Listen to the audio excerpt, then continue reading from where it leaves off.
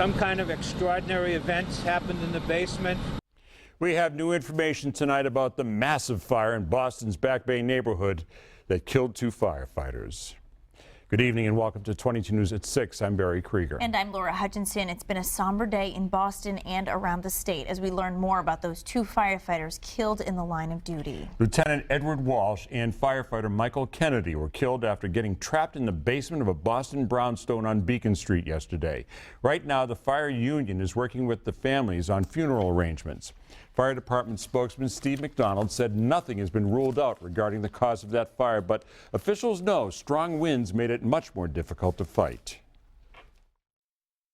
Some kind of extraordinary incident that caused, almost all of us believe it was wind related.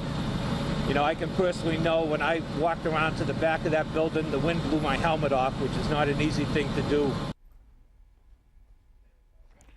McDonald wasn't sure exactly how many firefighters remained in the hospital. 13 were taken for treatment yesterday. Some were admitted for burns, heat exhaustion, and other injuries. And tributes continue to pour in for Lieutenant Walsh and firefighter Kennedy. 22 News reporter Eugene Cho joins us live tonight from Boston, where a makeshift memorial is now growing outside the Boston Fire Department.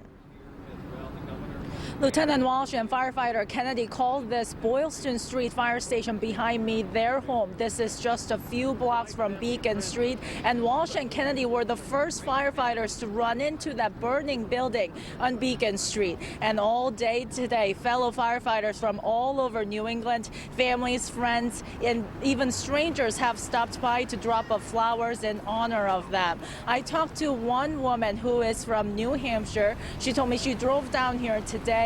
She said her husband and her father are both firefighters, and she just had to come down to honor Walsh and Kennedy. There's just nothing in the world like it. I grew up with it. I grew up in the firehouse.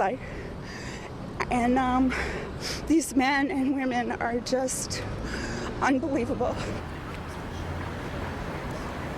Everyone who came to the memorial today left the fire station teary-eyed. And many people told me what's so remarkable is that all these firefighters at this station all came to work today, and they are still taking calls and going to emergency situations knowing that 2 of their co-workers are no longer with them. Live in Boston, Eugene Cho, 22 News.